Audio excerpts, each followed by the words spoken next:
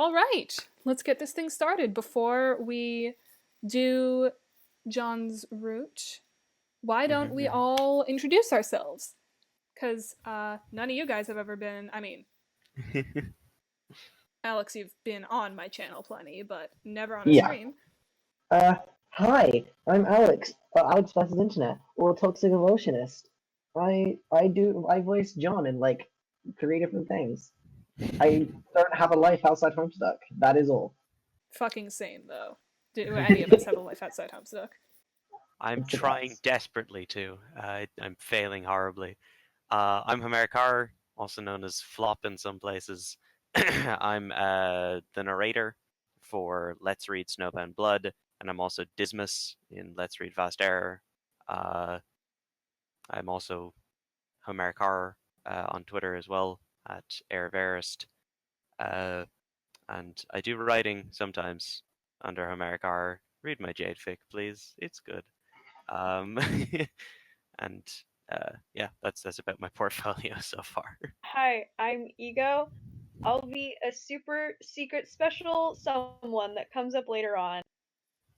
Also, I do mostly Dave Cat fan art, if that's something that any of you are invested in. This is the Homestuck fandom. We're all invested in it. Dave Cat is the only, well, not the only valid ship, but one of the few valid ships. So yeah, let us begin.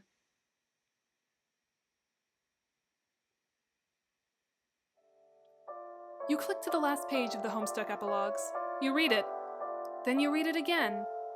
You scroll down to go to the next section and find nothing? What the fuck? Are you serious? What kind of ending was that? Absolutely nothing got resolved. You stand up so fast your chair falls over. Jesus Christ, are you steamed? Maybe eventually with further thought you'll come to appreciate the thematic elements, but as of right now, you need to understand. What happened to dead John? What about Rose and Kanaya and their marriage? What about Terezi and Vriska? God, you have to have words with someone.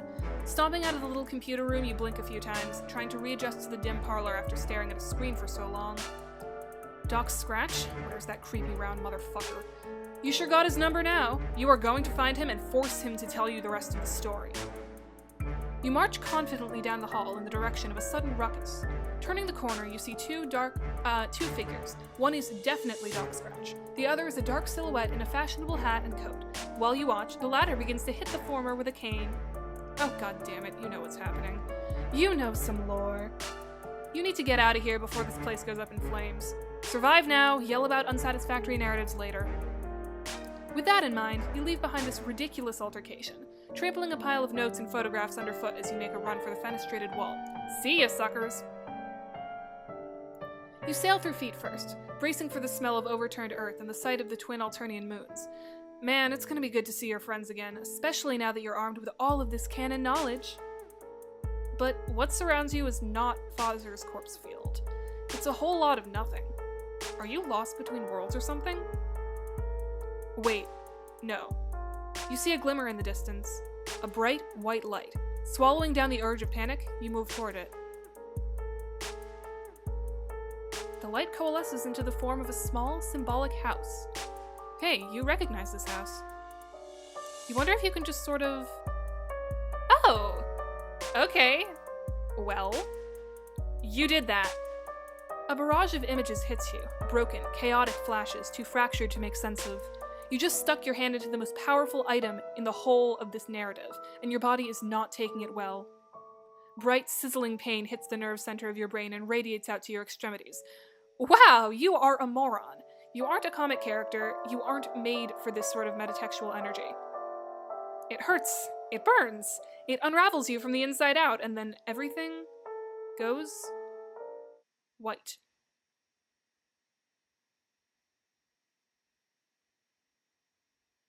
What a lovely morning. The air is fresh and crisp. It's early spring, probably. You find yourself on the sidewalk in a suburban neighborhood, facing a neat, friendly house. A neat, friendly boy stands at the window on the second floor, looking down at you. At least, you hope he's friendly. Man, you would really love to be his friend. At first, you think the boy's looking at you, but instead he appears to be looking at the mailbox, which is stuffed so full the door is half open. Look Looks like someone crammed a whole box in there. Helpfully, you pull it out, along with a couple of coupons and envelopes stamped with a green symbol. You go to give the boy a thumbs up, but he is not longer at the window.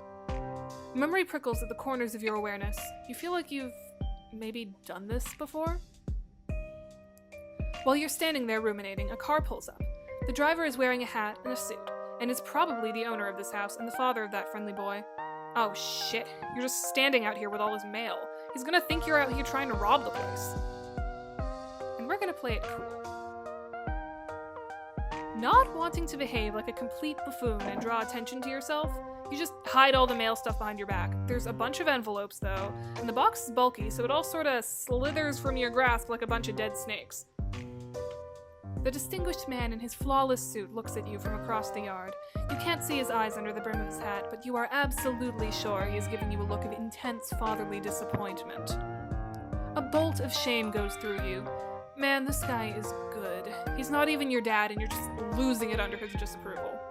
You expect him to start shouting or calling the cops. You are so obviously stealing his mail, but instead he just keeps looking at you. Does he know you? Is he someone you should remember? Or is it just the platonic ideal of dadliness that crosses time and space, eternally in all iterations of reality? That sounds like some bullshit, though. Slowly, the distinguished man shakes his head. He goes inside. You can't quite put your finger on why, but you know you've been summarily dismissed.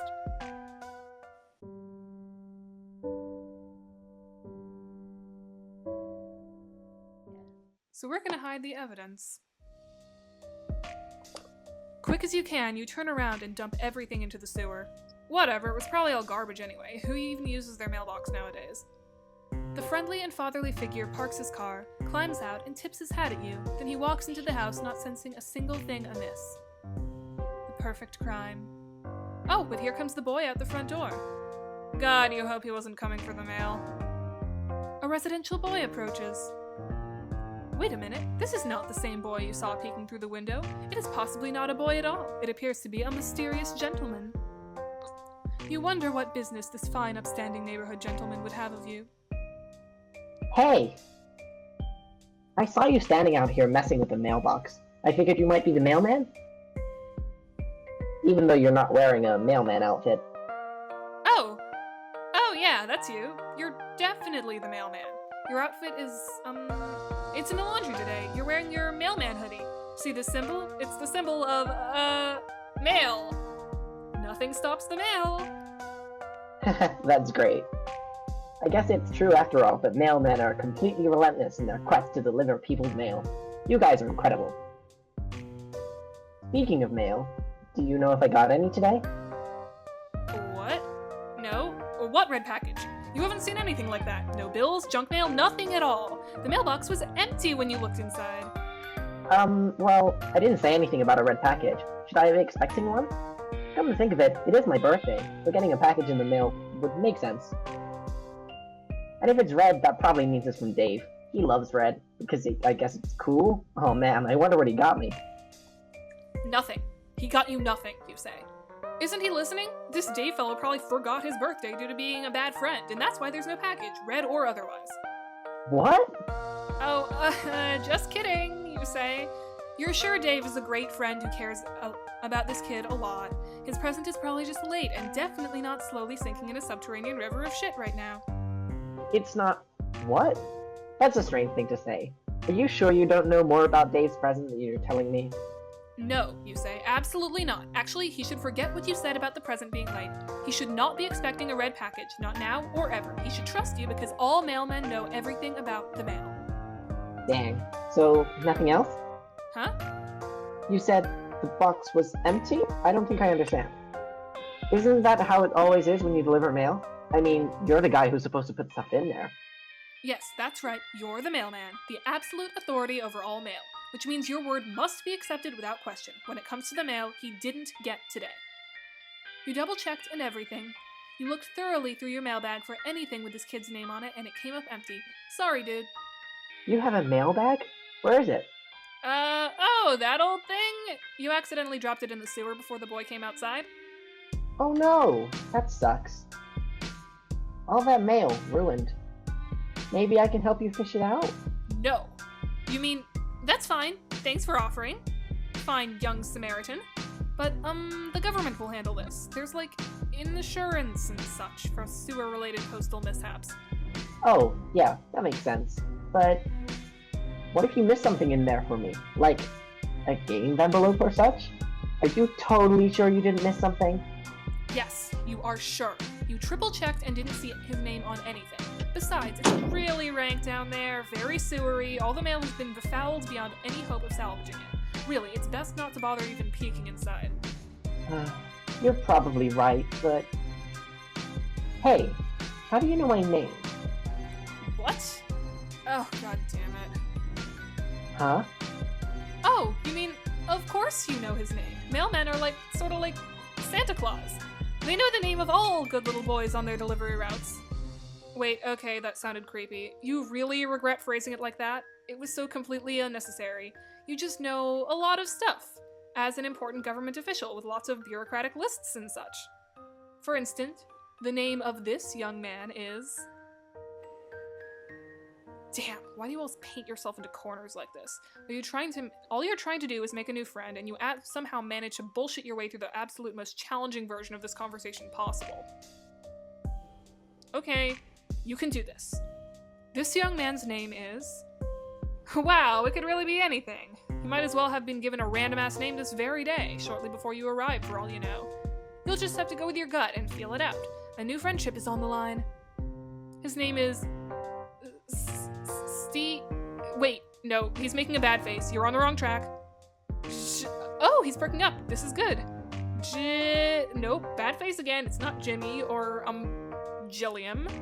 That's not even a name. Anyway. Yes, he likes that. Jombermy. Shit. He looks disgusted. Abort. Jombermy? You really can be quite the fucking idiot sometimes. Jonderson? Wait. He looked pleased for a minute.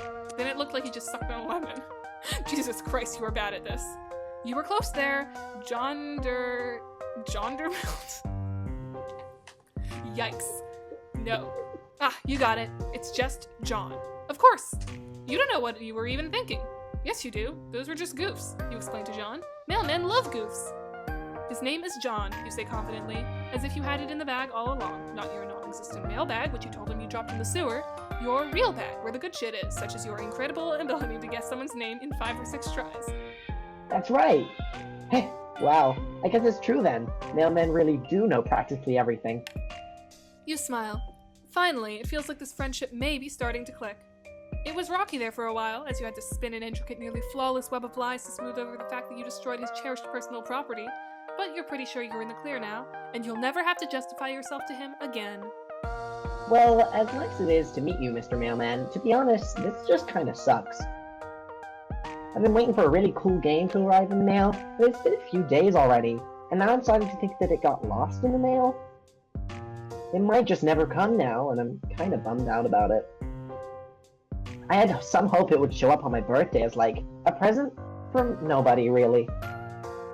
Just a present out of thin air, I guess. Like it was going to be destiny or something. Oh well. I guess magic really is as fake as all the scientists say it is. You nod along very wisely. Oh yes, you say. You can kiss that game goodbye. It's definitely got lost in the mail, and it is never, ever going to be delivered. The Postmaster General just told you a few seconds ago. Through your wireless earpiece, which is hooked up to the US parcel mainframe. You tell John that he is right to disbelieve in magic. It's fake as shit. It's time for him to get used to the idea he will never play this game. Whatever it was. It was probably stupid anyway, most games are.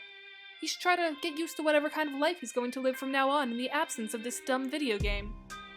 Yeah, you're right. I think I got too worked up about it. It probably does suck, actually. I think GameBro only gave it, like, 2 hats out of 5 hats. It might have even been less than that, actually. God, what a piece of shit it probably was. You know, I think I have to thank you, Mr. Mailman. You really opened my eyes today. I'm gonna forget I ever heard of that dumb game, and just try to enjoy my life. Talk to my friends, hang out in my room, and... I don't know. Come to think of it, maybe I was looking forward to playing that game with my friends so much because I'm lonely? I'm actually a little embarrassed to admit I don't actually have any real-life friends. Oh, this is it. This is your in. This nice boy seems to be jonesing for friendship just as much as you are, and you've laid all the groundwork for becoming his best bro so expertly. You just need to slide right into his life with just a few more sympathetic remarks. You actually have a lot of experience with this by now. You've made so many friends in so many strange places with such mixed results. Or you think you did? Actually, you can't conjure up any of their names or faces right now. It probably isn't important. Actually, let's never speak of that again. What matters most is you're here now, making a sweet new pal named John. You casually mentioned that this is the end of your mail route, and you don't have much else going on in your life. Maybe you and he can hang out for a while, if he doesn't mind, that is. You want to hang out with me? Like, just a mailman and a 13-year-old boy just being buddies? You shrug a little, as if you don't care much, but you really, really care. Normally I would say that sounds a little strange and maybe slightly inappropriate. But what do I know? If you were a normal-looking mailman, that would probably be a shitty idea, and I'd get in trouble with my dad or the authorities or something, and probably so would you. But you seem different. Like maybe you aren't even a person? Just kind of weird, harmless-looking guy? Like an alien. But not really. You don't really know what to say to any of this? Oh man, I'm being so fucking rude. I'm sorry. Yeah, of course we can hang out. But maybe we should, keep this sort of a secret from my dad? I don't know if he would approve of me bringing a stranger into the house, even if you are very nice, and sincerely concerned about my mail problems. That sounds fine with you. Now that you think about it, you still aren't sure his dad didn't see him dumping all their mail into the sewer. He probably didn't, otherwise he would have had some words with you, surely. But still, it's a risk you shouldn't be taking under these delicate circumstances. There's a friendship on the line. Okay, I'm glad you agree. Sounds like we have a sneaking mission ahead of us. Actually, it sounds like it could be fun. Oh yeah, it does sound fun. Except maybe slightly triggering since you've done a lot of dangerous high-stakes sneaking in the past that you can't quite remember. But still, fun. Mostly fun. You can't wait. Yeah. So, how should we do this? We could either sneak upstairs to my bedroom while avoiding my dad, or just hang out up there for a while. Or if that sounds too risky, we could just stay outside. I got some sweet playground equipment in the backyard. What will it be? Let's play around with some playground equipment. Actually, you tell John that you think the fresh air out here will do you some good. Also, that playground equipment he mentioned really sweetens the pot. You hope he doesn't mind. After all, as the mailman, you were meant to be outdoors. You took a mailman's oath and everything. Yeah, John will probably believe that. Sure, no problem. I totally understand. It gets really stuffy in there, especially with all the baking my dad does. We can hang out in my yard. Feels like it's been ages since I took a spin on the old pogo ride. Pogo ride, he says? Well, that just seals the deal. You bow flamboyantly and gesture for him to lead the way, but you quickly regret doing that because it was a little much. Well, here it is, my backyard in all its glory. I hardly come out here anymore, honestly. There's the old trusty swing set. Brings back some good memories. And there's the pogo ride. You better hop on before I beat you to it. Just kidding, that thing is a death trap. You should really go nowhere near that thing, unless you like dying. Oblivious to the humorous nature of his remark, you shake your head solemnly. Oh no, you say. You're pretty sure dying sucks and you never want to do it again. Huh? That's a weird thing to say. Are you saying you've died before? Or is this some sort of real mailman joke? Oh, yeah, you mailmen like to joke around a lot, sometimes very darkly. It gets very stressful delivering the mail sometimes, and sometimes you just need to blow off some steam by making light of your mortality, and... It doesn't seem like this is going over well. To be fair, it is one of your worst explanations so far. And that's really saying something. You start to falter and lose composure. You don't seem to have it in you to follow through with the lie. You stop talking and hang your head. Hey, what's wrong? You decide to tell him the truth. Yes, You've been dead before. Possibly a bunch of times? You're not sure. Actually, you can't remember any of the circumstances surrounding your deaths, and you aren't even sure who you are? Frankly, you're a little confused by your own existence sometimes. Oh no. Well, I'd be lying if I said that wasn't a little hard to believe. But I'll listen to what you have to say anyway, because that's what friends are for. How did that happen? Oh, well... You cast your mind back as hard as you can. You really give it a good, hard think. You remember a room, and a computer screen, and just this really intense feeling of frustration. A computer screen? I mean, I get being very frustrated at your computer screen. I do that every day. Yeah, he gets it. It's written all over his face. This is a boy who feels your pain. He's following you perfectly. I'm not really following. Then you explain how you ended up in the afterlife. Afterlife? You're pretty sure it was the afterlife. Maybe heaven? It was a little too freaky for heaven, but you were alone. Then you found a mysterious artifact on the ground.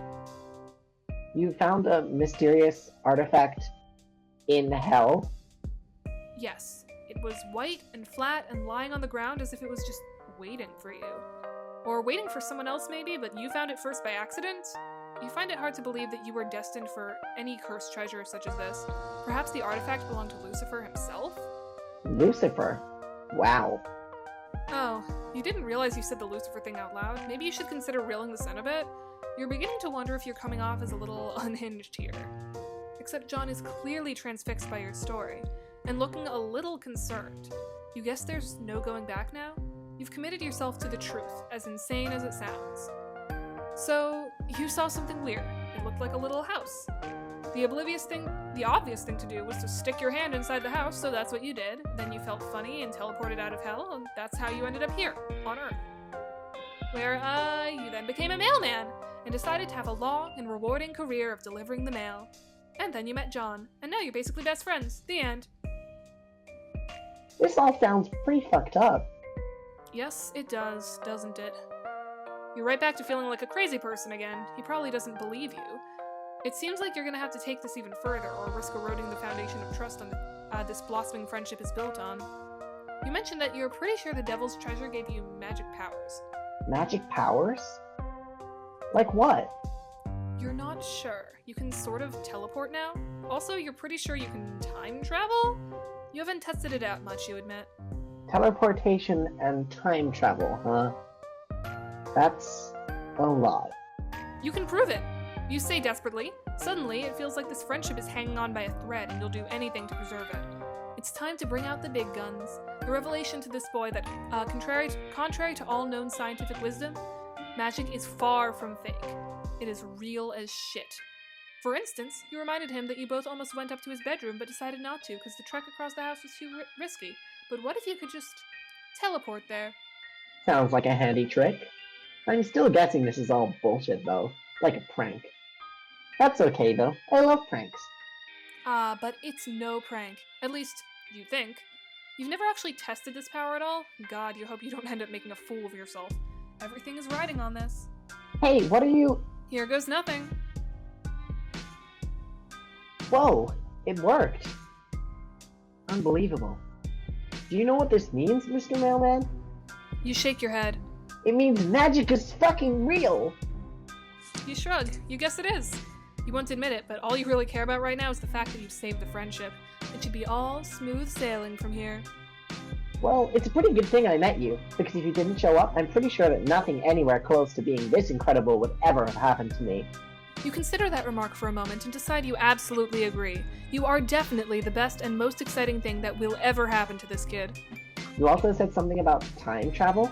Could we try that too? Or would that be too disruptive to the space-time continuum? You have him eating out of the palm of your hand now. No need to slow this train down. Continuum, schmintinuum. Whatever your new friend wants, he gets. Oh, I know. Why don't we just go back in time by about a week? And we could stay right here. That way we don't risk messing up anything important. Sure, that makes sense. You get ready to use your new hell power and concentrate as hard as you can on the idea of 1 week ago.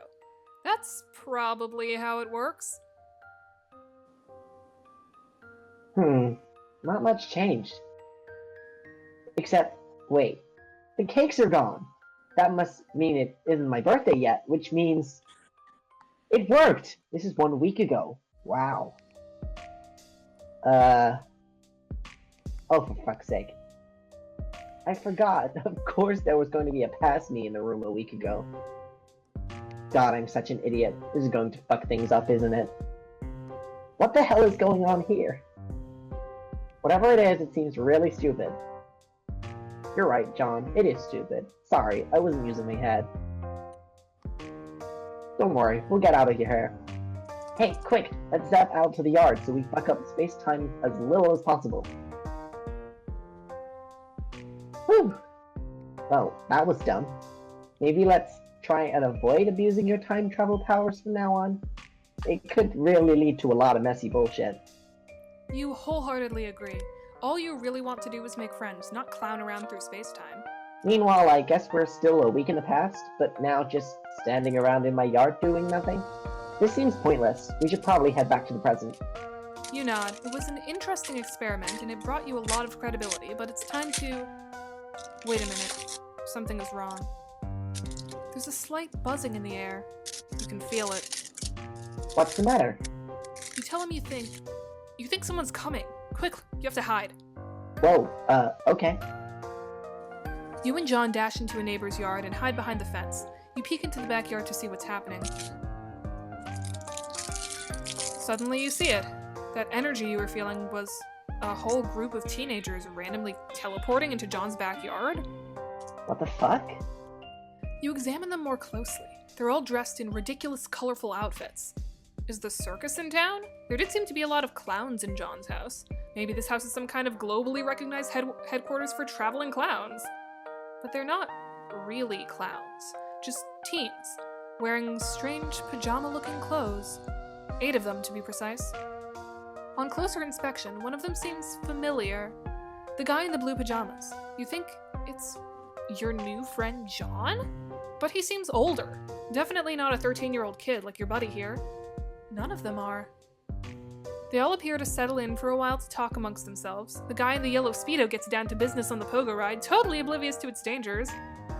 There seems to be a serious atmosphere hanging over this group of teens. Important discussions are happening. It's completely baffling to you, and by the look on your buddy's face, to John as well. Suddenly, an uneasy feeling settles over you. Like you're witnessing something that was never meant to be seen by anyone, perhaps a rendezvous point established by this group of teens for exactly that reason. That no one would think to be watching this quiet suburban backyard right now. Should you stay and listen, or go? You're not sure what to do. You can't shake the feeling that something highly inappropriate is happening here, just by watching. Like you're beholding a moment so divorced from an authoritative chain of events that even to witness this moment is not only narratively compromising, but extremely cursed. Hey, is that guy in the blue pajamas... me? You pat John on the back. You can only imagine what's going through his head right now. He hasn't seen a time travel duplicate of himself in, well, minutes. Man, I look so much older. What am I even wearing? And how are all these people... Wait, I know some of them. That's Rose and Dave and Jade with dog ears? I don't know the others though. Wait, I know what's going on. They must be from the future. This is the only explanation, especially since we just did some time travel ourselves, thus proving magic to be real. Did you have something to do with this, Mr. Mailman? You shake your head. You are just as surprised by this nonsense as he is. It seems one or more people from this group have somehow obtained similar abilities offered by the Hell Treasure you've touched. I guess they were all for a few years in the future, when we were all a bunch of older, cooler teenagers. Maybe we all go to college together or something? Maybe that's where we make these 4 new friends. There's something familiar about all of them, but I can't put my finger on it. But why do we look so ridiculous? Did I join a troupe of traveling street performers, thus following in the footsteps of my father? And somehow managed to rope everyone into the act, including Dave and Rose, who almost certainly would think the idea was really stupid, even though it's clearly great and cool while somehow also involving time travel? I don't know. I'm so confused. What are they even doing here? Did this really happen just outside my house 1 week ago, without me knowing about it at all? What else have I been missing? How much more is there to know about the future adventures of me and my friends, which has been taking place in secret like this? I wonder if there's a lot more to my life than I ever could have imagined. Actually, I should probably be thanking you. If you hadn't told me my game got lost in the mail, I might have gotten way too hung up on it. That might have totally altered the trajectory of my life. Then I wouldn't get to go on whatever sweet adventures happen in the future that will lead me to wear a bunch of silly pajamas and apparently speak with great authority in front of a group of very cool teens. You bow your head contemptibly, as if to say you're welcome. You're welcome for your entire life and every cool thing that happens to you from now on. After some time passes, the group of teens seem to finish up whatever business they had in this yard and disappear into thin air. You guess that's the end of whatever that was. Since there isn't much point to staying here a week in the past, you decide to return John to the present moment. Huh. Well, that was interesting. He was a little too far away to hear what they were saying. I think I kept overhearing the word English? I wonder if some of those teens speak a foreign language. Was I teaching them English? This sure is some shitty speculation. It makes no sense at all. I guess the only thing to do is wait until I become that John, and then find out for myself. Sounds exciting, but also a little bit overwhelming. Damn, I'm gonna need to think about this. You watch as John spaces out for a solid minute, thinking about his absurd future. You glance toward the swing set, wondering if the fun times John had planned for you are going to continue to recede further into the distance as he comes to grips with his mysterious destiny. You cough a little to snap him out of his stupor. Oh, I'm sorry, Mr. Mailman. I know I said we would do something fun, but now I think I'm kind of an existential mood. I should take a walk and think about what just happened today. I feel weird. It's nothing personal and just need some space. Well, see ya. Vague existential crisis. Alright, so let's go inside. When you enter the house, an overwhelming odor of freshly baked cakes hits you like a punch in the face. Wow, there is also a lot of clown bullshit in this living room. Clown statues, and you don't have time to take it all in because your buddy John is grabbing your hand and rushing you upstairs before his baking maniac of a father can emerge from the kitchen and catch you in the act. He slams the bedroom door behind you and breathes a sigh of relief. Woo!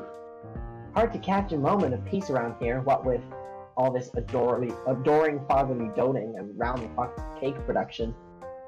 I feel like I'm suffocating around here, and it's not just because the thick aroma of Betty Crocker products makes me feel like I'm being gassed in a bakery. You're not sure what to say. You tentatively lift your arm as if you're about to place it on his shoulder, but you hesitate.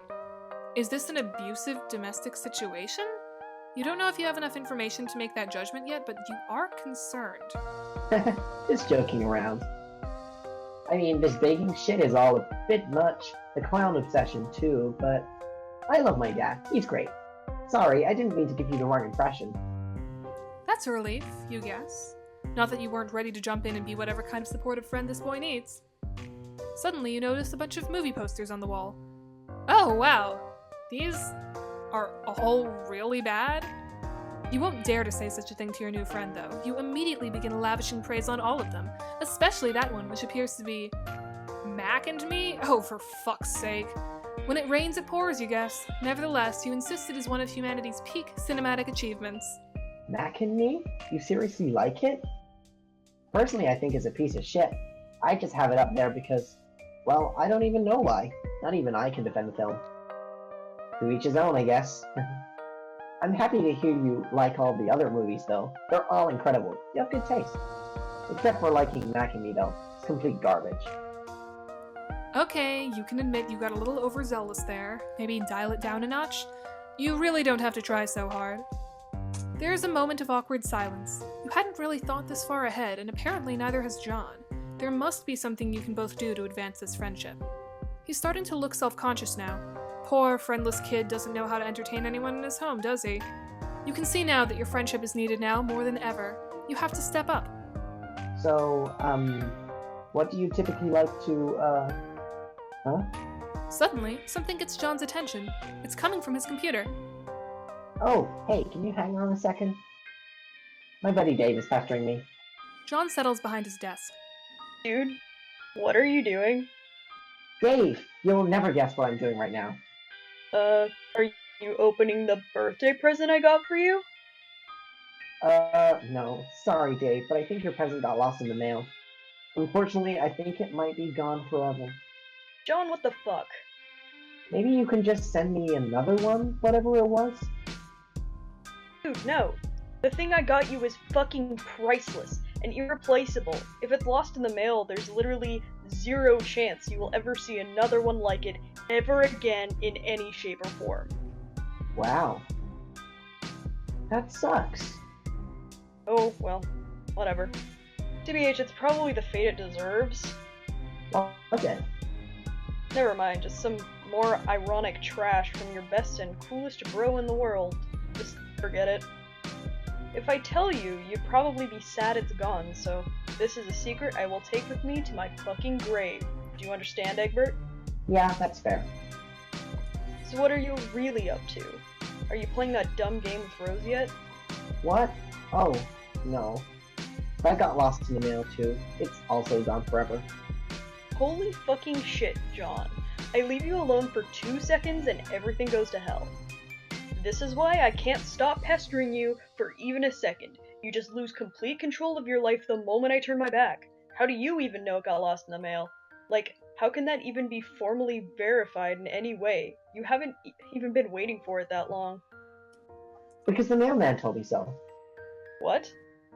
Okay, I know I say this almost every day, but that it actually is the dumbest thing I ever fucking heard. It's true. He was quite sure about it. First of all, John, mailmen don't know shit.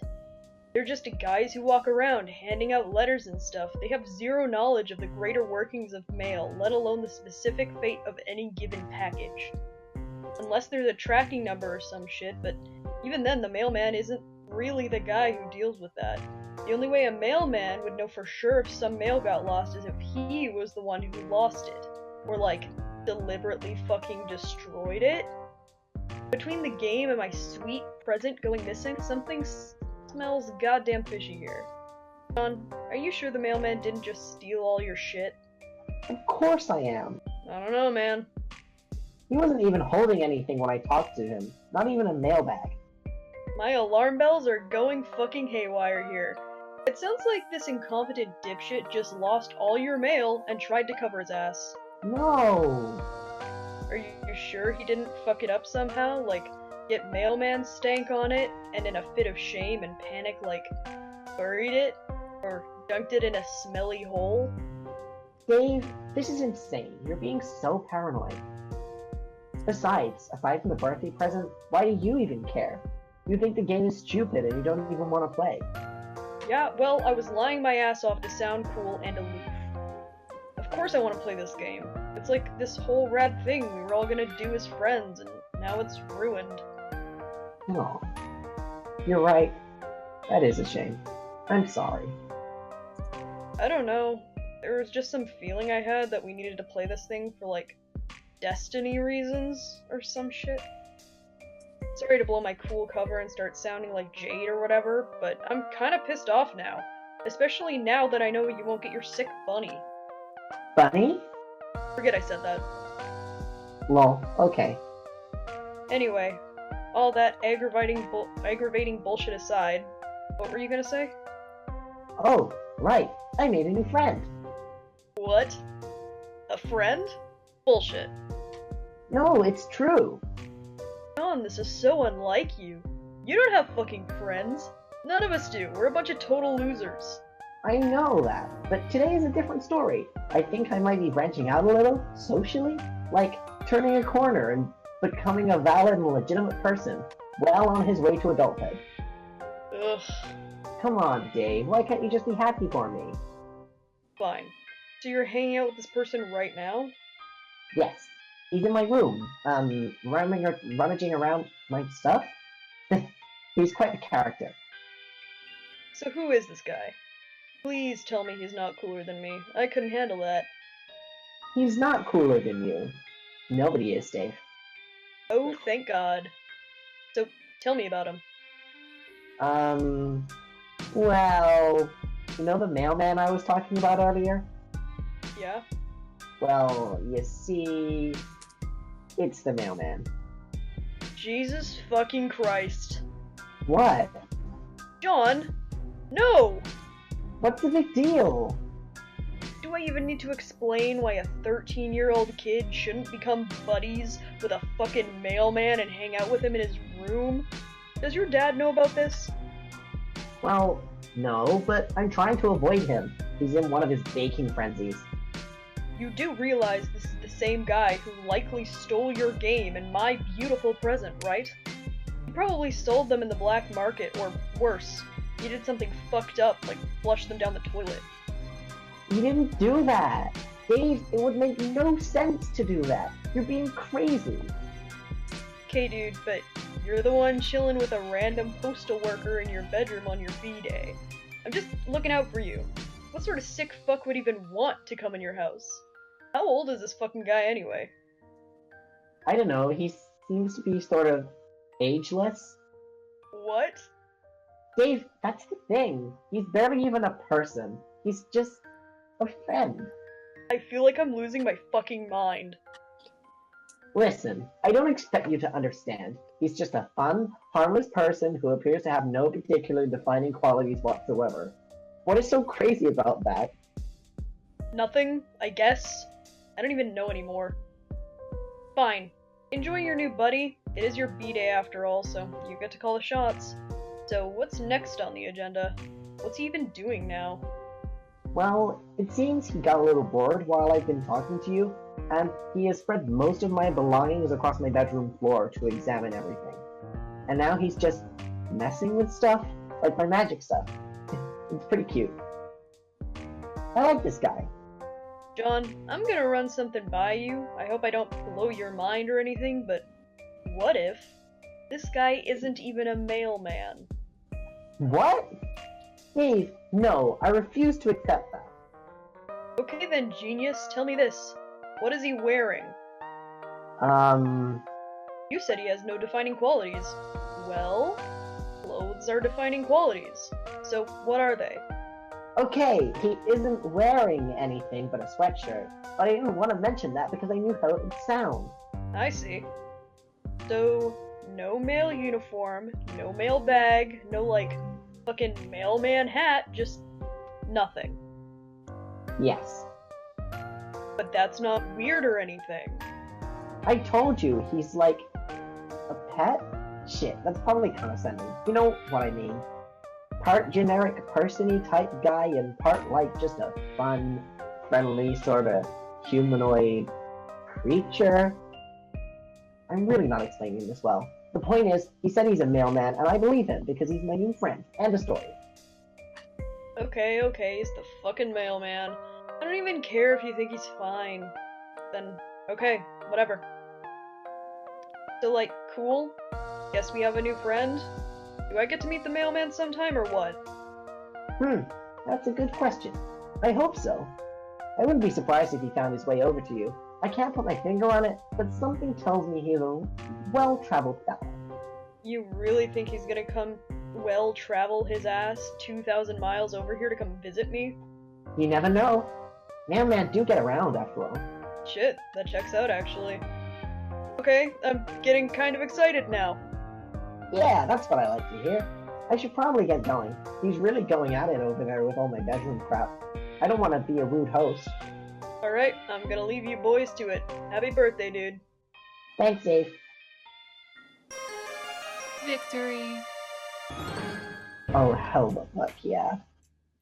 So, I guess it is time to start Rose's route. On the advice of your new friend John, you go to visit one of his close comrades. Close only figuratively speaking, since it seems she lives all the way on the other side of the country. That's no problem for you, though, since your new powers let you hop anywhere, anytime, even to places that don't exist. Such as Washington. Well, you think your powers let you do that. You just have this distinct metatextual feeling that you could pretty much go anywhere at this point. You know that doesn't make any sense. There's nothing that doesn't make sense about friendship, though. And that's exactly what you're about to do. Friendship, that is. You're about to do some friendship by making a new friend. Her name is... You check your notes. Rose. This is her house, apparently. It looks kind of weird and modern, and it's situated in the middle of the woods for no good reason you can think of. Also, it's pouring rain, which is not what you would describe as ideal friend-making conditions. Still, nothing stops a mailman, not from delivering mail nor making friends. Rather famously, rain and other similar weather patterns provide no deterrent to the performance of his duty. And there is no duty more important than friendship. Suddenly, a woodland girl approaches. Who goes there? Oh, it's your new friend Rose, obviously. There's literally no one else this could be. You introduce yourself. You're the cool mailman who John told her to expect a visit from soon. You would doff your mail hat to signal a friendly greeting, except recently you dropped it in a sewer, along with all your other mail-specific clothes, as well as all the mail you were supposed to deliver, as you explained to her gratuitously in an unconvincing manner. It's not a great start, you admit, but you've done much worse. You are not a mailman. Yikes! You are busted almost immediately.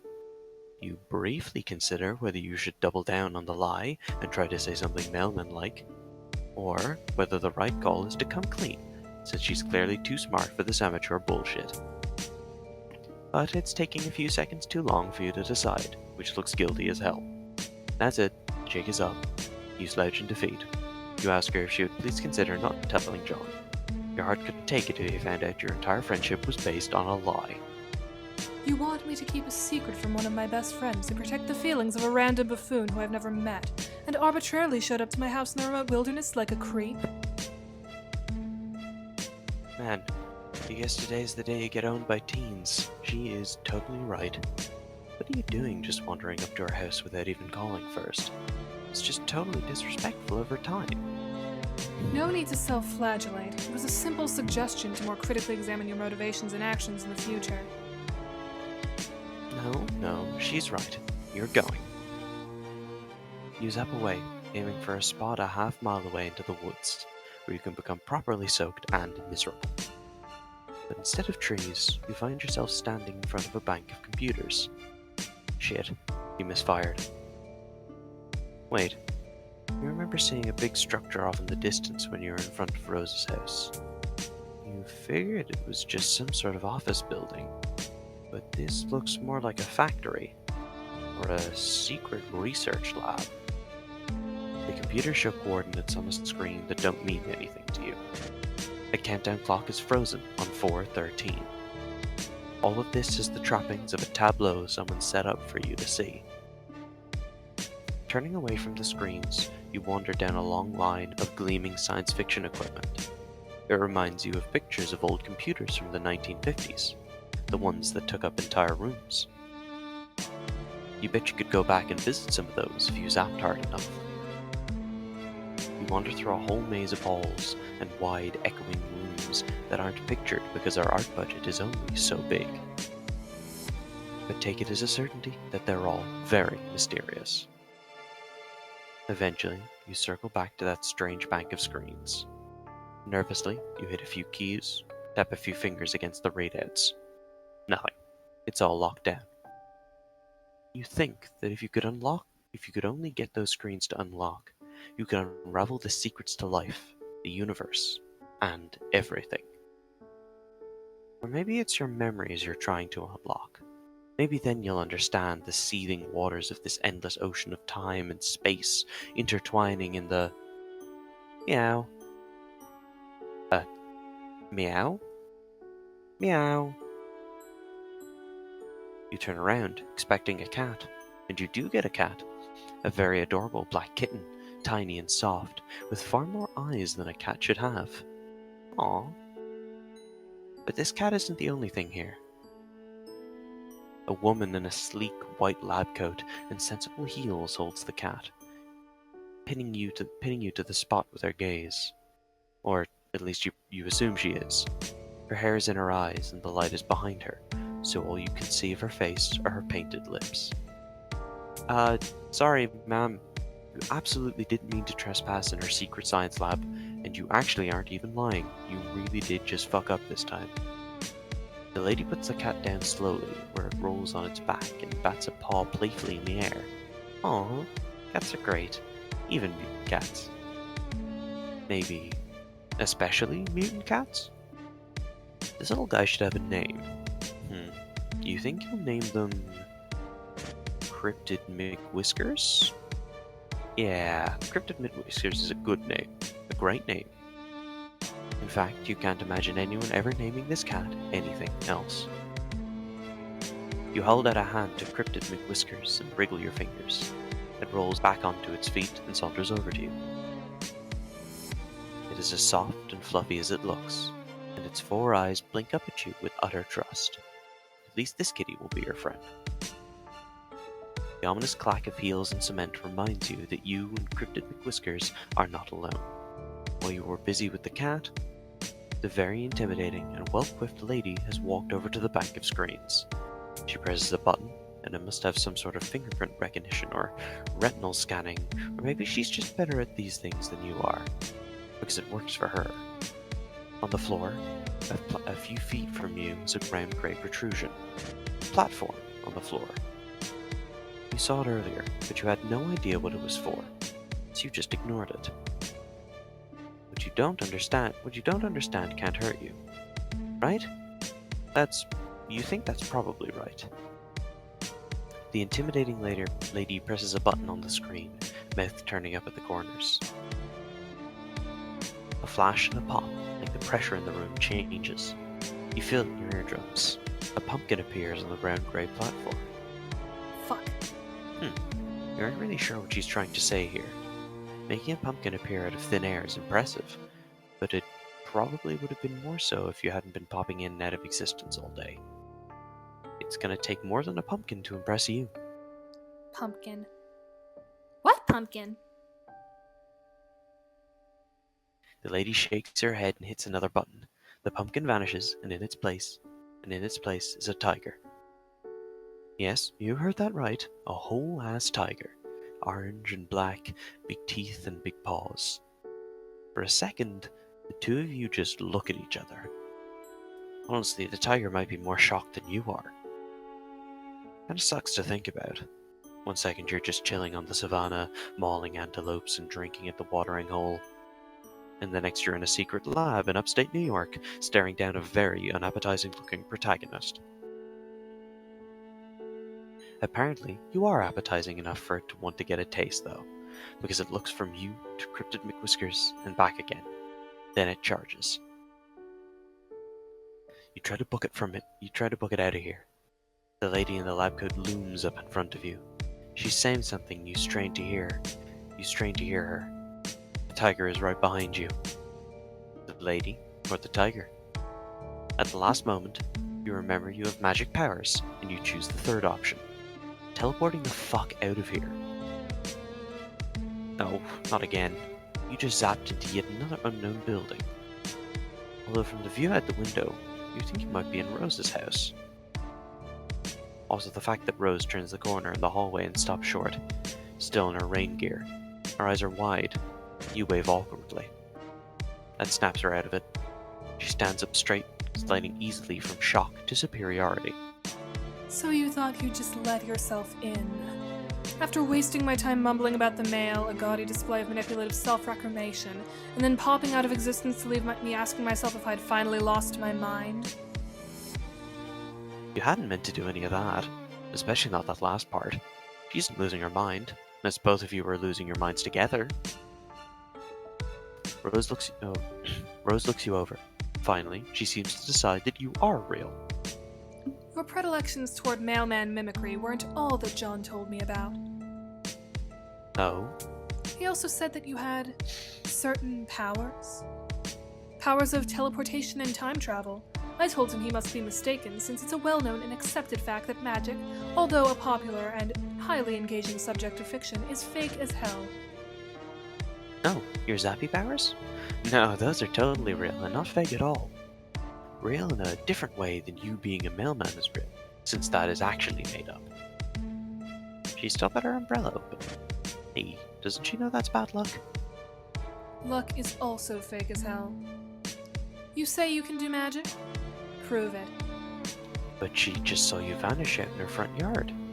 Like I said, I could be losing my mind. She could be losing it now, at this very moment, but you see no point in arguing. You hold out a hand, and after a moment of hesitation, Rose puts her fingers in yours. All her nails are long and sharp, and painted a glossy black. She closes her eyes, and her umbrella droops. Should I picture my room, or something similar? I'm not quite sure how this is supposed to work. She still thinks you're fucking with her. You tell her that you guess she can do that, if she wants. Zap! When you open your eyes, you find yourself in a large, messy bedroom. Oh. She drops her umbrella. You really did that. Her boots track muddy prints into the thick white carpet. Surprise! You really are magic. Rose puts a small hand against her perfectly painted black lips. She seems momentarily lost for words, and you get the feeling that this is not a thing that happens very often. Her eyes are wide and deeply purple. They're sparkling, you might even say. Hold on, I'll be right back. Stay here. Don't go out into the hall. It's not safe. You tell Rose to take her time. We're happy to just stand here tripping onto her nice clean floor. She leaves the room, and you take the opportunity to examine your surroundings a little more closely. The bed is unmade, books are strewn over the floor carelessly, and a collection of half-drawn cups of coffee crowd the desk. Half-finished knitting projects lie in soft piles all over the room. In fact, there's lots of evidence that this room is often occupied by someone with a lot of interests who has trouble settling down and putting her attention to one thing at a time. Man, you relate. Not with interests, but with friends. You can't imagine settling for just one. Rose has a number of posters on her walls, although nowhere near as many as your friend John. A calendar hangs beside the window, days ticked off with little X's, all the way up to 4/13, which is circled. You step closer to read the year date in the corner. 2009? What the hell do you care about the date? You can make friends any day of the damn week, rain or shine, night or day. Rose sure is taking a while out there. She told you that it wasn't safe out in the hall. Maybe she had just been quipping? Maybe she's actually in trouble. What should you do? And we're gonna stay put. Your patience pays off almost at once. Rose is back and looking significantly more put together. Also, she brought you a towel. Here. I'm not overly attached to anything I have in here. It's just mostly childish nonsense I haven't yet bothered to rid myself of, but I'd appreciate it if you tried not to drip on any of the notebooks. She's changed out of her raincoat and boots, and she's dressed in a neat black skirt and a white shirt with a purple blob thing with tentacles. What is it with these kids and their blob shirts? Now that's dealt with. Please, sit down. She crosses her legs. You suddenly feel like you're at a job interview. A friend interview. You wish you were a little less damp, though. Actually, let's switch places. You're still pretty wet. You don't want to get her bedspread messed up. Don't worry about it. That's what washing machines are for. Now, let's talk about magic. Which up until now I have always taken for granted as being something confined to storybooks. Rose takes a wistful look towards her bedroom window, grayed over and blurry with raindrops. You get the feeling that she's doing it for effect. Maybe that's why she wanted you to switch places with her. And then comes you. The not a mailman with a penchant for showing up and attempting to make friends with unwitting children. Well, fair, she's got you there. But honestly, she might be a child, but she really doesn't seem to be unwitting. The contrary, she's really quite witty. Witty? I'm glad you noticed. She folds her hands and clears her throat. You think that if she had any notes, she would be shuffling them. And so, the question remains, are you a good witch, or a bad witch? Or are you a wizard, We've already established that you are not a public servant. Is there a difference between a witch and a wizard? Of course there is, but exactly how specific of a difference can vary. According to some works of fiction, a wizard is just a witch's male counterpart. But in certain mythologies, for instance, Arthurian legend, the difference appears to be class-based. Wizards reside at court and are classically trained, while witches are self-taught and run wild through the forest. I won't deny that those differences tend to often be gendered as well. You ask her which one is she, a witch or a wizard? Me? Rose shifts, uncrossing and recrossing her legs. You shrug, and say she just seems to know a lot about them. I know a thing or two. But can I tell you a secret? Oh my god, Rose. She has no idea how much you would love to hear her secret. I find them, wizards I mean, utterly reprehensible. They disgust me. Everything from their foppish robes to their grizzled beards. It's my mother who is the wizard enthusiast in this house. Although... She glances from side to side, theatrically. Most of the things Rose does seem to be at least a little bit theatrical. She kneels on the carpet beside the clutter of books. I don't show these to many people. Actually, I haven't shown them to anyone. Not even John? John seemed to be a pretty cool guy. Definitely a guy worth sharing a few secret notebooks with. Rose laughs. No, I haven't shown them to John, and I've only shown Strider to punish him. You nod, pretending you know who this Strider person is. You're a totally normal dude with an absolutely ungodly number of friends. A shadow moves through the center of you. A trembling moment of déjà vu. You do have a lot of friends, don't you? That feels true. But the only people you know here are John and now Rose. Weird. You try to put it from your mind and listen to Rose again. She's still talking about this mysterious Strider, flipping through one of the journals, too quickly for you to see anything specific, only that it is full from cover to cover. As if my modest writings are the sole source of homoerotic tension in his life, when his brother is the one who insists on filling their home with a sordid dick butt, for ironic purposes. Rose rolls her eyes. Oh boy, you missed the beginning of that. It probably made way more sense than it seemed like. Rose is searching through her notebooks, checking markings on the spine that seem to be some sort of cataloging system of arcane symbols. Where is... Oh, right. She does something quick and complex with her fingers, and another notebook pops into existence and falls into her lap. You gape. She really is a wizard. What? It's just a Sylladex. A child could use one. Here. This notebook has a couple drawings in it, but most of it is filled with small, neat handwriting in lavender ink. Is Rose writing a book? No, don't be silly. I'm writing 4 books, at least. 5, depending on whether I decide to flesh out Calamis's backstory. It isn't strictly necessary, but it does add a certain amount of valuable character insight, which renders their actions in later volumes more sympathetic. Not that I need all of my anti-heroes to be sympathetic. I'm just thinking of what the literary reviewers would say. You nod. Smart. You would never have thought of what the literary reviewers would say. She is honestly pretty impressive for someone her age. Age has nothing to do with it. But don't get carried away, it's only a rough draft. You ask her if you can take a look. She hesitates, but you doubt she would have shown it to you if she didn't want you to look. What the hell?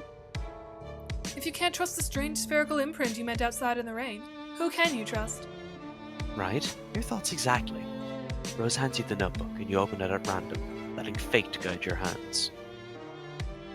Friglish bothered his beard, as if unkinking a hitch in a long silk windsock. A more pedestrian audience would parse the exhibit as a nervous compulsion, behavior to petition contempt among the reasonable. He was, however, not surrounded by the reasonable, but the wise, a distinction in men that would forever be the difference in history's garland of treasured follies. As a matter of fact, his cadre of fellow wizards were all putting similar moves on their beards as well. The practice would evince thoughtfulness, sagacity even. If they didn't do it all the time, standing in line at the bank, shooing squirrels from bird feeders, few occasions were safe. Zazarpan inspected the clue, a single piece of evidence cradled in his coriaceous old man palms. It was a human bone, not striking in the tale it told alone, so much as that told by thousands like it, festooning the marshy soil of the mass grave. The grisly expanse bore the texture of a decadent dessert, like one of Smarty's formidable custard trifles wobbled out on wheels for the holidays, to the dismay of a small nation. "You're certain of this?" asked Friglish. Despite what he was doing with his beard, he was, in fact, immersed in meaningful contemplation. "I'm afraid I am becoming more so with each terrible tick groused by that gaudy timepiece slung around your neck." In case it wasn't clear, Friglish wore a clock Zazarpan didn't care for. It was magic. The massacre of Sears Gnelf was not as written. Wow, this is pretty dense, but smart. You stroke your own imaginary beard and pretend to ponder the deeper meaning. Yes, intriguing. Zazarpan and Friglish. Clearly there is some history there. Yes, clearly, but what the two of them shared went beyond simple romance. That's why it's gone so spectacularly sour. Rose becomes increasingly more animated as she tells you about her gay wizardoses, like she is far more interested in them than she is in herself. They share an intellectual bond, a mutual dedication to knowledge and the preservation of such. The goal of the learned is to amass their wisdom and keep it from general dissemination into the main populace of wizards. They feed it to their apprentices in drips and drabs. Of course, this will eventually lead to ruin. Of course. You flip further in the book, searching for the part where it leads to ruin. Ruin sounds interesting. Zazarpan knew he would see his wayward apprentice again. Knew it like he knew the tide would turn and the sun would blaze to its zenith as each inexorable day passed. Now they stood diametrically opposed across an overgrown chessboard. His apprentice's eyes were hidden behind dark glasses, but Zazarpan knew that if he could see them, they would be riddled with the madness of the void. Calamisis wasn't here for justice or for revenge. They were here exclusively because Zazarpan had something they wanted, something they were owed. You flip through the notebook, checking out the drawings. There are lots of wizards, each more bearded and venerable than the last. One of the pictures, the most recent, maybe, since it's on the very last page of the journal, is of two young wizards, twins, maybe. They have grey hair and are wearing slick green suits, and are standing back to back with their arms entwined, staring into the middle distance. It's very anime. You compliment Rose on her artistic prowess. Yes, thank you. They're all right. I'm a much better writer than I am an artist. You tell her you think she's really good. Way better than you. You're absolutely positive she is going to be famous one day. I appreciate the encouragement, even though I know you're just trying to flatter me, due to your strange thirst for affirmative experiences. John told me all about that. Damn, busted. But you really do think she's talented. It's fine. It's not as if my social calendar is over full out here in the middle of the woods. Don't tell anyone I said that I don't have many friends. And don't tell them I've been drawing. He'd be insufferable. He? Never mind. You assure Rose that her secrets are safe and hand back her journal. You're really excited about your new friend, if you might be so bold, and her wizard stories. Although, wait. Hadn't she said that she hated wizards? What's your point? Well, you're no expert on wizards or on Rose, but it seems like she actually does seem to like them, because she has several notebooks full of wizard fiction. You aren't trying to get, real here, but maybe it's possible her mom isn't the only one in the family who likes wizards. Rose pulls her books out of your hands. That and the rest of the books vanish into thin air. Oh, right, that must have been that, what did she call it? Silodex? She doesn't look angry, exactly, but the lines around her mouth and her eyes that softened as she talked about her book have hardened back up. Her eyes glitter menacingly. Oh, is that right, Freud? Well, why don't you diagnose me? Oh, hey, wow. You weren't trying to be condescending or whatever. Clearly. Were you aware that it is a common psychological phenomenon for an individual to react to trauma by creating fictional representations of that which has caused them bodily harm or emotional dismay? To suggest that the portrayal of those fictional renderings somehow condones them or supports them is absolutely absurd. So what she's trying to say is she draws wizards to cope. Rose rises regally to her feet. The lightning turns her into an ethereal silhouette. What I'm saying is that I don't need to justify my fictional predilections to you or to anyone else. No, she's totally right. You're sorry a bit that you suggested she might like wizards. It was horribly presumptuous and not at all the way a friend should act. You are so sorry. You promise it will never happen again. No, I don't suppose it will. It's probably just because Rose's hair is such a pale blonde. But it almost looks like she's glowing in the dim bedroom. Like light behaves a little differently around her than it does on everything else. Would you look at that? It appears the rain has lightened up a bit. The rain is hitting the window so loudly you're actually having trouble hearing her. And your point is? You can just zap yourself out to where the weather is drier. Fuck off. Go zap yourself. This is probably my favorite end card out of all of them. Yes. Yes. That's what you want. It's an interesting proposition, if for no other reason than its audacity. I admire your resolve in the face of humiliation. This doesn't mean we're friends, though. Oof, rough. Well, that's fine. You're hopeful. Your mind is fuzzy, but you think you remember this. You're good at this. You're excellent at making people like you through underhanded means. Can't wait to take advantage of this 13-year-old girl's goodwill. Okay, wow.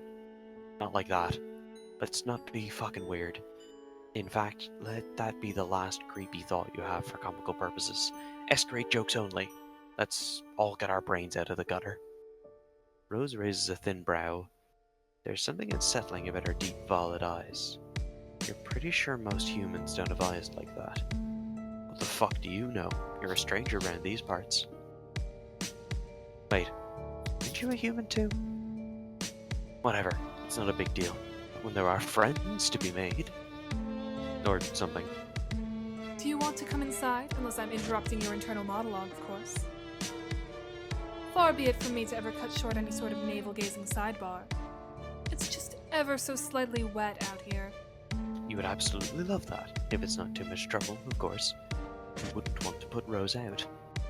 You're lying, though. You're 100% fine with being absolutely infuriatingly obnoxious if it means making a friend. Rose purses her lips, considering. Your predilections towards mailman mimicry weren't all that John told me about. Oh? He also said that you had certain powers? Powers of teleportation and time travel. I told him that he must be mistaken, since it is a well-known and accepted fact that magic, although a popular and highly engaging subject of fiction, is fake as all hell. Oh, your zappy powers? No, those are totally real and not fake at all. Real in a different sense, in a different way than you being a mailman is real, since that is actually made up. Is that so? Prove it. You shrug. Easy enough. You hold out a hand. After a moment of hesitation, Rose puts her fingers in yours. Her nails are long and sharp and painted a glossy black. She closes her eyes and her umbrella droops. Should I picture my room or something similar? I'm not quite sure how this is supposed to work. She still thinks you're fucking with her. You tell her that you guess she can do that if she wants. You zap the two of you inside the big modern house, and when you open your eyes, you find yourself in a large, messy bedroom. You are too anxious to sit still. You aren't the sort of person who just sits there and waits for friend opportunities to fall into your lap.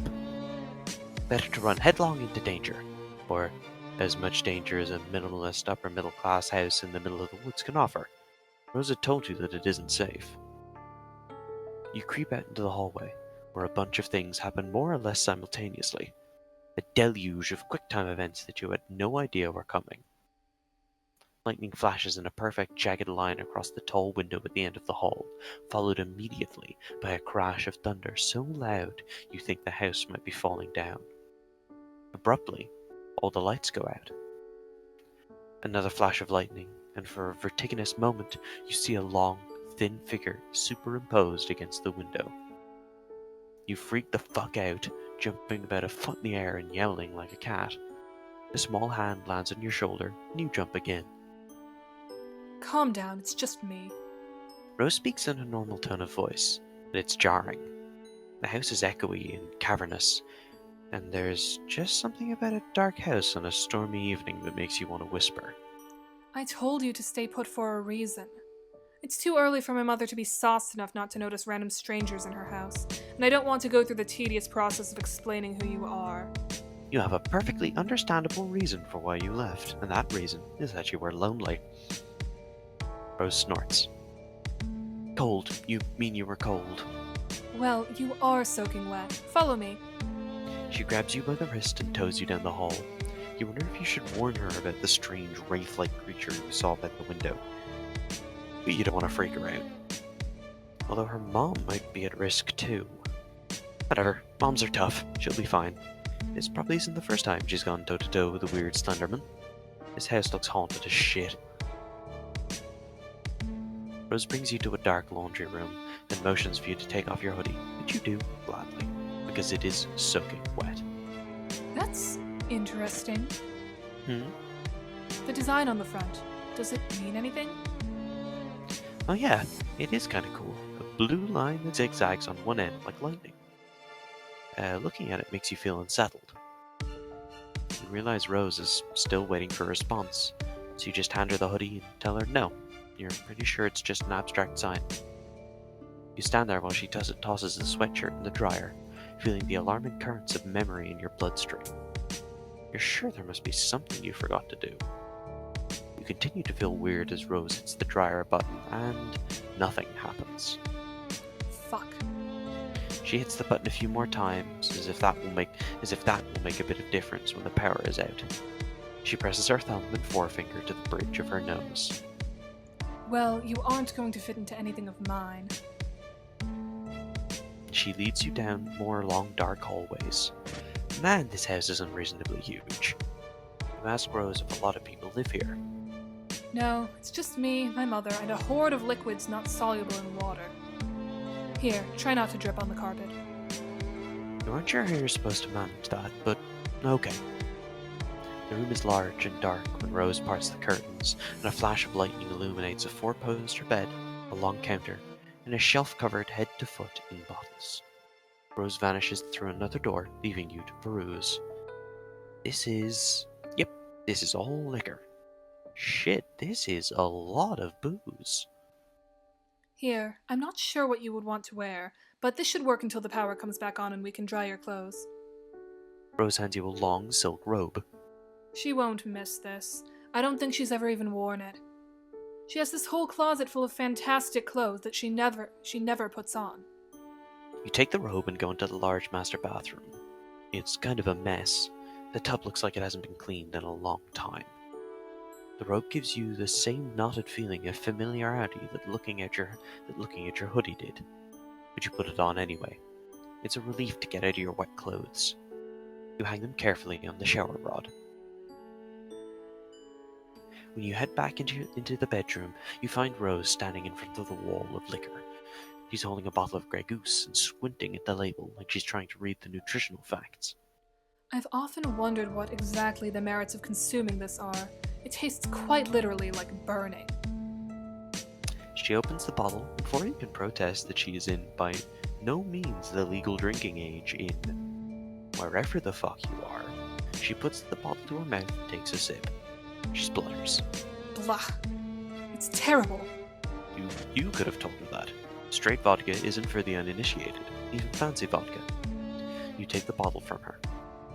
She hesitates for a moment, then lets go. You set it back on the shelf. This really is quite an impressive liquor cabinet. Liquor wall. Liquor room? Her mom must really have a refined palate. Don't strain yourself. You can say it. What's the point of mincing words? She's a fucking alcoholic. Whoa, this is intense. You're not sure if you're prepared for something this heavy. We're kind of counting on some silly shenanigans, maybe a couple of funny jokes. You aren't cut out for this.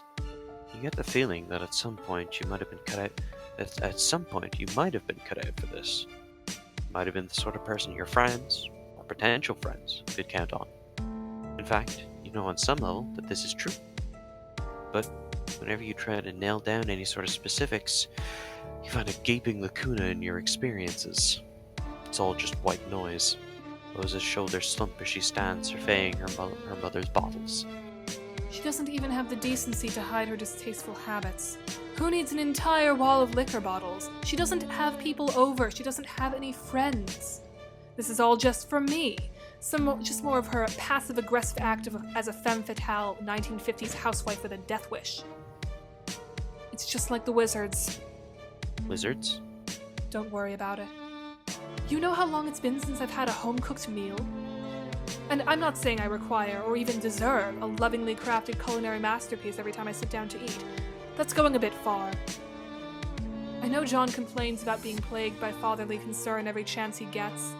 He's overwhelmed by pastries whenever he ventures from his room. I'm glad my mother doesn't poke her considerable nose into my private affairs. But I'm sick of eating oatmeal. Rose. I told you, don't worry about it. But you will worry about it. You worry about all your friends. All 2 of them. Rose smiles with half of her mouth. It seems to be about all she can manage. Lightning crashes. She looks so small and sad against this wall of bottles. You know how to fix this. Thunder rolls and you clench your fist. A friendship clench. You don't know who you are. You don't know why you're here. But you do know that surely you have these powers for a reason. What better reason than helping a poor young girl with her troubled home life? Rolling up your floppy sleeves, you get to work. What are you doing? You start with the dark liquors first. In your experiences, those cause worse hangovers, and are more likely to contribute to the absence of hot motherly meals and the overconsumption of oatmeal. Grab 2 bottles of rum and 1 of bourbon, which you tuck in one armpit. Then you zap out of the house and into a clearing in the nearby woods a couple of hours ago, before it started raining. You drop the bottles and go back for more. Are you just stealing all of my mother's liquor? Is this your solution to her alcoholism? Don't worry, Rose can thank you later.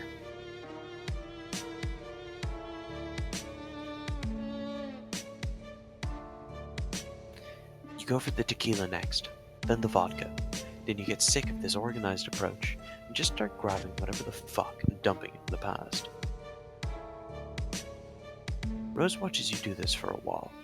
Then she hops up on the counter, crosses her legs, and starts texting. Wow, she's really so intent on her conversation that she isn't even noticing you fixing her domestic situation.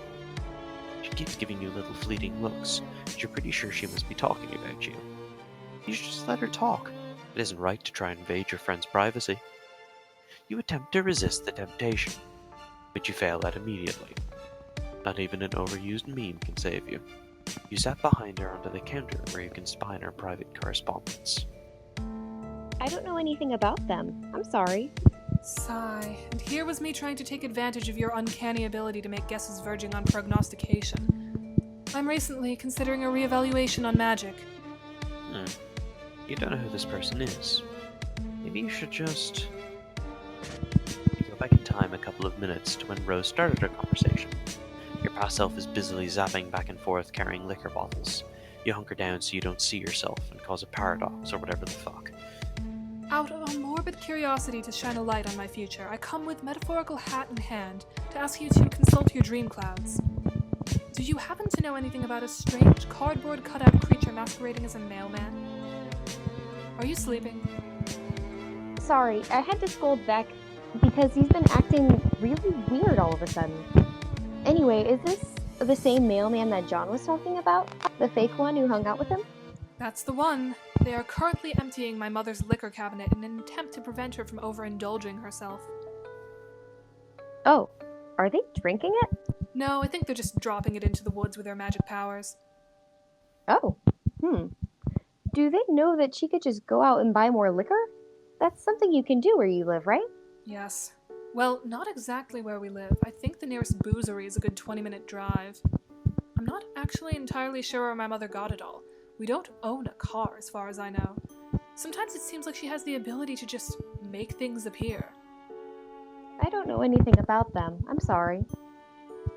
And here was me trying to take advantage of your uncanny ability to make guesses verging on prognostication, as I am recently considering a reevaluation on magic. I'm still pretty sure magic is fake, at least the kinds of magic you're talking about. There's probably some real magic out there somewhere. Yes, for instance, the sort that lets you spy on your hostess's private correspondence while you're stealing her mother's libations. You freeze. The contrite zap, you reappear in front of Rose.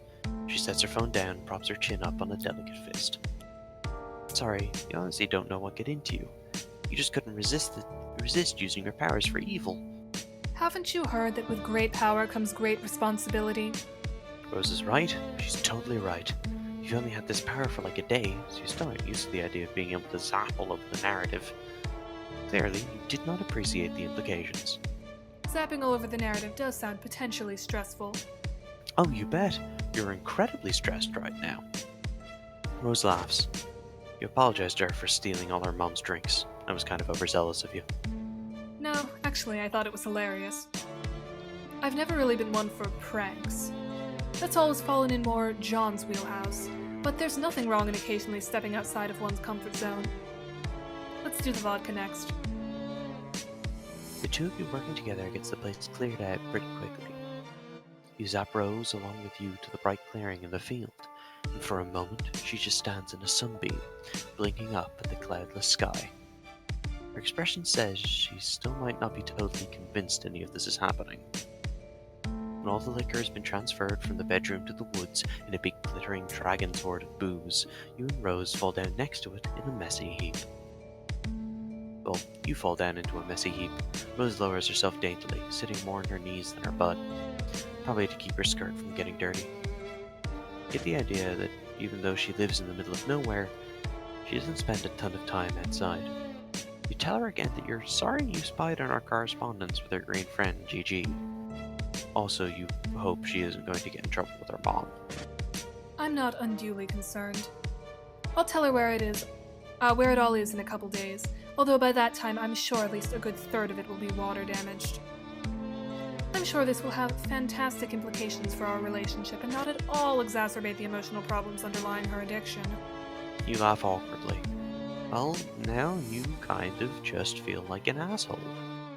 Rose lies back in the grass and raises a hand to trace the curves of a fluffy white cloud.